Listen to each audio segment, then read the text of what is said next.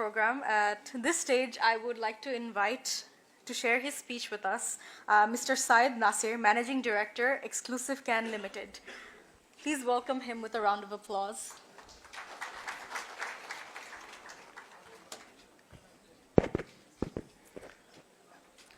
In the name of Allah, the great, merciful, and the beneficent. আজকের এই অনুষ্ঠানের সবচেয়ে কনিষ্ঠ বয়সের দিক থেকে এবং পয়সার দিক থেকে আমি, কিন্তু আমি জানি না আমার কথাগুলো হয়তো এই প্রচলিত কথাবার্তার বাইরে হবে। আমি সেই রকম একটি দুই চারটা কথা বলতে চাই। প্রথম কথা হচ্ছে, আমার বন্ধু বান্ধবরা যখন জানতে পারলো যে সবুর ভাই এরকম একটা অনুষ্ঠান করতেছে, বলো যে উনি কি পাগল কিনা। তো আমি বললাম কেন, তো ব্যবসায়ীরা কি আদৌ মানুষ? Most of them businessman are not a man at all. তারা দানব। পেঁয়াজের কারবার দেখেন, কিচ্ছু তো বলতে হয় না। ডিমের কারবার দেখেন, বাচ্চাদের দুধ সেটা নিয়ে দেখেন। আমরা কারা? এই ব্যবসায়ীরাই তো। তো আমাদেরকে সম্মান দিতে হবে, এটা আবার কোন পাগল আসলো? গল্পটা হচ্ছে এটা। তো এটা হচ্ছে দৃশ্যের একটা প্রেক্ষাপট, কিন্তু এই প্রেক্ষাপটটা কিন্তু অনেক বড়। আর সবুর ভাই যে সৎ উদ্দেশ্যে এটা করছে, সেই প্রেক্ষাপটটা কিন্তু আসলেই ছোট। দুই, মফিদুল হক সাহেব বলে গেলেন লুটেরা অর্থনীতি। আমি যেই পরিবারে জন্মগ্রহণ করছি, যে পরিবারে বেড়ে উঠছি, আমার বাবা ছোট্ট চাকরি করতেন। উনি সব স্বপ্ন ছিল ছেলেকে কেমনে সিএসপি বানাবে, স্ট্যান্ড করতে হবে, স্ট্যান্ডের বাইরে ছেড়ে চলবে না। তো ব্যবসায়ী হইতে হবে, ছেলে ব্যবসায়ী হবে, এটা আমার আব্বা আত্মহত্যা করার মতো অবস্থা। ডাক্তার, ইঞ্জিনিয়ার, বিসিএস বা তখনকার আমলে সিএসপি ছিল আমাদের পিতা মাতাদের সবচেয়ে বড় স্বপ্ন। কারণ কি? কারণ সেই প্রাচীন থেকেই আমাদের সমাজ দেখে আসছে যে ব্যবসায়ীরা কি আকামটা করছে না। আপনি যদি আজকে, এটা কি বেয়াদবি হবে কিনা, সবচেয়ে সিনিয়র বিজনেসম্যানরা বসা, আজকে আমাদের ব্যাংকে টাকা নেই, এটা কি চাকরিজীবীরা করেছে? আমি চট্টগ্রামের লোক। আমি যে বাসায় সুদীর্ঘ 17 বছর ভাড়া ছিলাম, ঠিক তার পাশের বাসায় বর্তমান বাংলাদেশের 6টা ব্যাংকের মালিকের বাড়ি, এবং এই 6টা ব্যাংকে কোনো টাকা নেই। এখন সবুর ভাই, আমার মনে হচ্ছিল সবুর ভাই যদি উনিকেও ডেকে এনে এই সম্মানটা দিত, ভালোই করতো, যে তুমি কত বেশি টাকা বাংলাদেশ থেকে নিয়ে যেতে পেরেছ। তো মফিদুল হক সাহেবরা বলতেন যে লুটেরা অর্থনীতির সফলতা আজ পথ করে উঠছে, এরকম একটা গল্প দাঁড়াতো। এটা হচ্ছে আমার এই এক ধরনের মনোকষ্ট, যে আমরা সৎ সুন্দর করে একটা ব্যবসা করতে চাচ্ছিলাম, কিন্তু বাংলাদেশ সৎ এবং সুন্দর ব্যবসা করার রাস্তাগুলোকে খুব ছোট, ন্যারো করে ফেলছিল। সেটা পরিবারের দিক থেকে বলেন, সেটা নৈতিক চরিত্রের দিক থেকে বলেন, আর রাষ্ট্রীয় পলিসির কথা যদি বলি, আপনাকে সৎ থাকার জন্য রাষ্ট্র সবসময় কিভাবে অসতে যাবেন তার রাস্তা সে বের করে দিবে। ট্যাক্সের হার নির্ধারণ করবে যেন আপনি ট্যাক্সটা ফাঁকি দেন, ভ্যাটের হার নির্ধারণ করবে যেন আপনি ভ্যাটটা ফাঁকি দিতে বাধ্য হন। আমলাতন্ত্রের এক বিভীষিকাময় মানসিকতা, বেড়াজালের মধ্যে আমরা ব্যবসায়ীরা হাবুডুবু খাচ্ছি। তো উনি যে এন্টারপ্রেনারদেরকে, সংগ্রামী উদ্যোক্তাদেরকে ফেসিলিটেট করতে চাচ্ছে, সামনে এগিয়ে নিয়ে যেতে চাচ্ছে এবং দেশকে উদ্যোক্তা মুখর দেশে পরিণত করতে চাচ্ছে, মেড ইন বাংলাদেশ কনসেপ্ট। আমি first time when I went to America, ওয়ালমার্টে গিয়ে দেখলাম মেড ইন বাংলাদেশ শার্ট। এটা আমার সচিবরা কি দিতে পারবে? এটা বাংলাদেশের আমলারা কি করতে পারবে? আজকে বাংলাদেশের যে কোনো দোকানে যান, মেড ইন চায়না। এটা কি সরকারি আমলারা তৈরি করেছিল? না, এটা সব ব্যবসায়ীরা করেছে, এন্টারপ্রেনাররা করেছে। যে এন্টারপ্রেনারদেরকে সবুর ভাই এবং ড্যাফোডিল, আমাদের তাহের ভাই চাচ্ছে প্রমোট করতে, কিন্তু সেই রকম একটি কাঙ্ক্ষিত পরিবেশ, পরিস্থিতি এবং মন মানসিকতা কোনোটাই আমাদের এই দেশে বিদ্যমান নেই। এটা সবচেয়ে বড় আফসোসের কথা। আর টাকা পয়সার কথা বলছেন, আমাদের অনেক ছেলেপেলেকে এন্টারপ্রেনার হওয়ার জন্য অনুপ্রেরণা যোগাচ্ছে ড্যাফোডিল ইন্টারন্যাশনাল ইউনিভার্সিটি। আমি গতবার একটা ড্যাফোডিলের অনুষ্ঠানে বলেছিলাম যে আমি খুব কষ্ট করে আমার বাবার রিটায়ারমেন্টের টাকা নিয়ে ব্যবসাটা শুরু করছি, যদিও উনি এগ্রিড ছিলেন না, মানে ব্যবসায়ী বানানোর জন্য টাকা বিনিয়োগ করা, তার পেনশনের টাকা।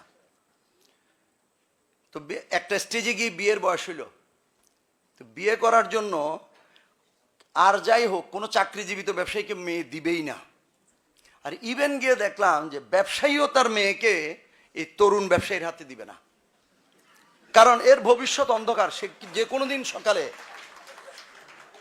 কোনো দিন সকালে উঠে দেখবে যে কি এই ব্যবসায়ী ফুটুস।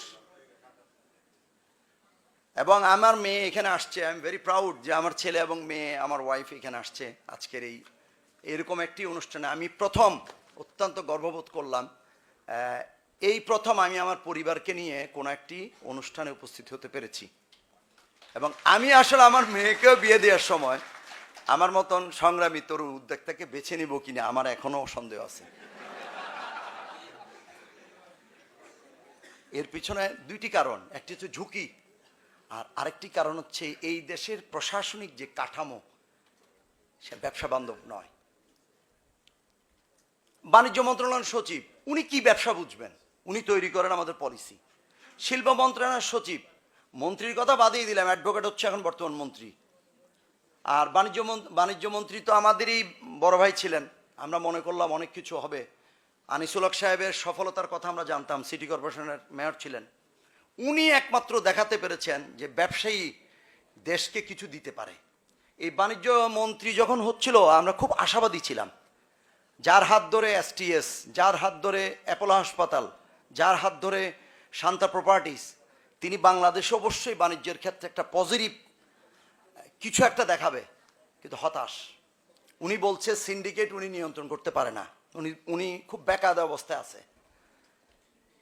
এই রকম একটি পরিস্থিতি, সেখানে সচিবকে কি বা দোষ দিব?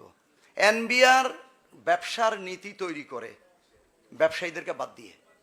আমাদের, আপনারা জানলে শুনলে অত্যন্ত আশ্চর্য হবেন, আমাদের NBR এর চেয়ারম্যান বিগত 10 বছর, আমার মনে হয় 10 বছরে 10টি অনুষ্ঠানও ব্যবসায়ীদের অনুষ্ঠানে উনি পার্টিসিপেট করেননি। যেই NBR এর সমস্ত রেভিনিউ আসে ব্যবসায়ীর থেকে, সেই NBR এর চেয়ারম্যান ব্যবসায়ীদেরকে দেখা দেন না, তাদের সাথে মিটিং করেন না।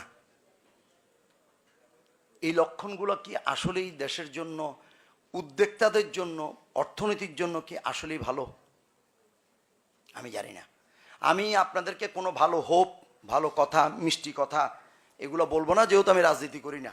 আমার কথা হচ্ছে, আমরা যেই পরিবেশ থেকে এসেছিলাম সেখানে নীতি এবং নৈতিকতা সবচেয়ে বড় গুরুত্বপূর্ণ অংশ ছিল জীবনের। তাহের ভাইয়ের মতো লোক, যাকে আমি খুব পছন্দ করি, তিনিও বলেছেন ধনকুবের হওয়া। ধনকুবের শব্দগুলো নেগেটিভ শব্দ ছিল আমার পিতামাতার কাছে, আমাদের কাছে। আমরা যখন ব্রেড অ্যান্ড বাটারের গল্প শুনতাম, একটি বৈষম্যহীন সমাজের কথা যখন আমরা রাজপথ চিৎকার করে বলতাম, যেখানে প্রত্যেকটি লোকের ব্রেড অ্যান্ড বাটারের অধিকার আছে, সেখানে কিন্তু এরকম ধনকুবের তৈরি হওয়ার কথা ছিল না। আজকে বাংলাদেশে কি হচ্ছে, আয় বৈষম্য কোথায় চলে যাচ্ছে আমি জানি না। স্যার আছে, ম্যাগনা গ্রুপের মালিক আছেন, উনি কামাচ্ছে কত টাকা আর আমি কামাচ্ছি কত টাকা, কিন্তু অ্যাভারেজ বলতেছে $3,700, $2,700, $700 আমাদের মাথা পিছু আয়। এর চেয়ে বড় গোজামিলের অর্থনীতি ওয়াহিদুদ্দিন মাহমুদ স্যার আছে, অবশ্যই বলবে। এদেশে এখন সব গোজামিলের চলতেছে।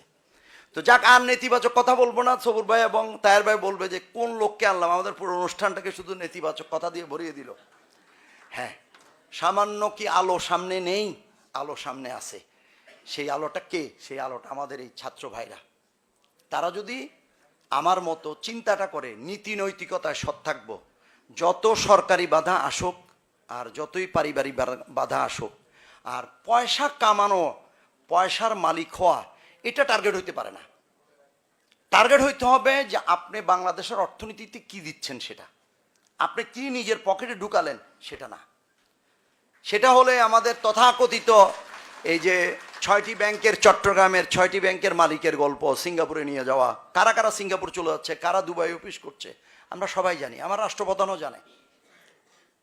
আজকে বাংলাদেশের অর্থনীতি কি অবস্থায় আছে? আমরা এখন ডলার পাচ্ছি না। আপনারা শুনলে আশ্চর্য হবেন।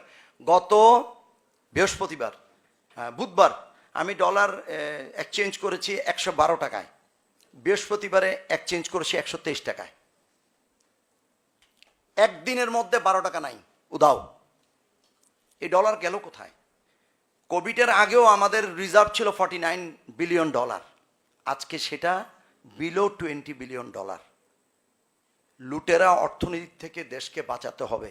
আমার এই যারা এই ছাত্ররা এখানে আছেন, সুধী সমাজ যারা আছেন, আমি আপনাকে বলবো, বাংলাদেশের উন্নয়নের গল্প যত বড় করেই বলা হচ্ছে, এই উন্নয়নের পিছনের দুর্ভোগ এবং স্বেচ্ছাচারিতা এবং দুর্বৃত্তায়নের কথা তত বলা হচ্ছে না। 1800 কোটি টাকার একটি রেল স্টেশনের প্রকল্প 18,000 কোটি টাকা হয়ে যায়। এটা কোন উন্নয়নের অর্থনীতি? এই উন্নয়নের অর্থনীতির ভাগ কি ড্যাফোডিল ইউনিভার্সিটির স্টুডেন্টরা পাবে? আমি কি পাবো? সেখান থেকে কি কোনো উদ্যোক্তা গড়ে উঠবে? উঠবে না। তো সবাইকে ধন্যবাদ। আমার এই খারাপ মন্তব্যগুলা মাফ করে দিবেন আমাকে। আর অবশ্যই সর্বশেষ একটা ভালো কথার দিয়ে বলতে চাই, সবুর ভাইয়ের এই উদ্যোগগুলা আজকের না, সবুর ভাইয়ের উদ্যোগগুলা অনেক আগে থেকে।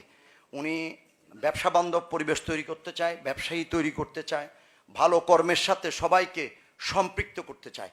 আমি ড্যাফোডিল ইউনিভার্সিটিকে, সবুর ভাইকে, তাহের ভাইকে এবং পুরো ফ্যাকাল্টিকে সবাইকে সালাম জানাতে চাই। আসসালামু আলাইকুম।